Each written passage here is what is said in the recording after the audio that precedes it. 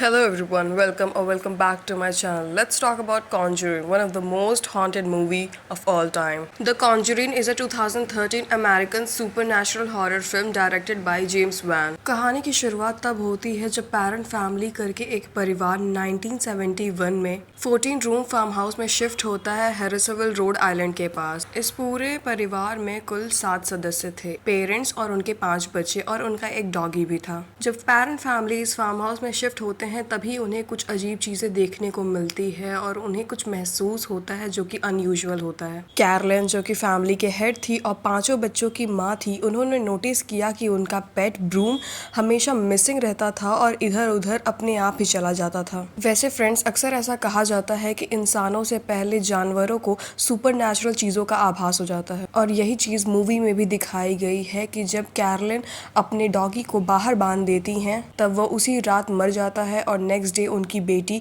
उस मरे हुए डॉगी को देखकर चिल्लाने लगती है। लेकिन ये सब तो शुरुआत था, आगे जो होने वाला था वो उससे भी ज्यादा खतरनाक था। धीरे धीरे कैरलिन ने भी ये चीज नोटिस की कि घर में उनके अलावा कोई और भी है, क्योंकि हमेशा उनके और उनकी बेटियों को कोई अजीब से स्पिरिट के होने की आशंका होती थी। रात में अचानक ही दरवाजे अपने आप खुलने लगते थे, चीजों के गिरने पड़ने की आवाज आने लगती थी।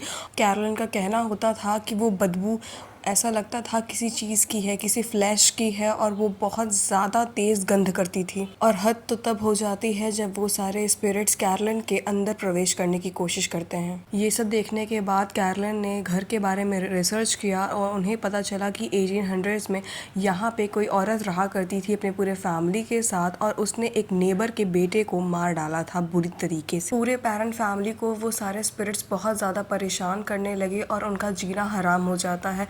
और इसी वजह से कैरलिन जो कि फैमिली की हेड थी, उन्होंने सोचा कि हमें अब किसी की मदद की ज़रूरत होगी और इसीलिए उन्होंने एक कपल डिटेक्टिव को हायर किया था। कैरलिन के बहुत सारे रिक्वेस्ट करने के बाद वो फैमिली उनके घर आती है और उन्हें बहुत सारी अजीब चीज़ें नोटिस होती है, क्योंकि अगर कोई स्पिरिट्स रहती थी तो उन्हें वो चीज़ का आभास हो जाता था। और इसके बाद वो कपल्स ने हैरान कर देने वाले खुलासे किए पूरे पेरेंट फैमिली के सामने। उन कपल्स का ऐसा कहना था कि इस घर में कोई एक या दो स्पिरिट्स नहीं है बल्कि बहुत सारी प्रेत आत्माएं हैं। उन लोगों का कहना था कि घर के बाहर जो लेक है वहाँ पे बहुत सारे बच्चों ने अपनी जान दी हुई है और घर के बाहर जो ट्री है उसमें भी किसी ने फांसी का फंदा लगा के सुसाइड कर लिया था। एड और लॉरेन जब इन्वेस्टिगेशन कर रहे थे तो उन्होंने देखा कि घर के अंदर एक छोटा सा रूम है बेसमेंट के अंदर, और वो वहाँ जाते हैं और अचानक से लॉरेन को बहुत सारी चीज़ें महसूस होने लगती है और उन्होंने जब ध्यान दिया तो उन्हें दिखा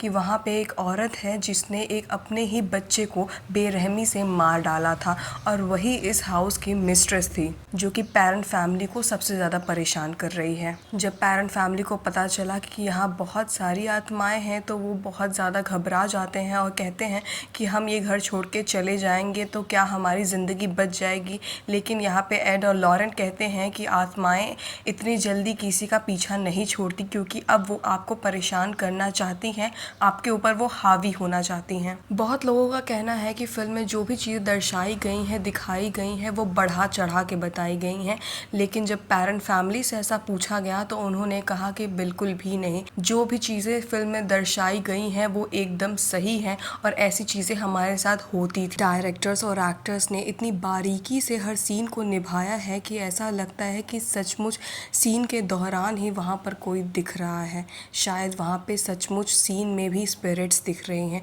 और यही सब जब हम देखते हैं कि अपने फ़ोन के थ्रू मूवीज़ में, तो हमें और भी ज़्यादा डर लगता है। वैसे हिंदू धर्म के हिसाब से जब किसी की अकाल मृत्यु होती है, मतलब किसी दुर्घटना में उनकी मौत होती है और उन्हें मुक्ति नहीं मिलती है, तो वो दूसरों को परेशान करने लगते हैं, उनकी आत्मा यहाँ वहाँ भटकती है और उन्हें मुक्ति नहीं मिलती है तो वो लोगों को परेशान करना शुरू कर देते हैं। इसीलिए हमारे धर्म में हवन किया जाता है, उनकी मुक्ति के लिए पूजा और प्रार्थना किया जाता है, जिससे वो जहाँ भी रहें खुश रहें। जब मैं ये मूवी देख रही थी तो I was really very scare and it was one of the most haunted movie I have ever seen alone, and I feel everyone should watch for once at least. Well, that is it for today and hope you would have enjoyed my video. Thank you for watching me.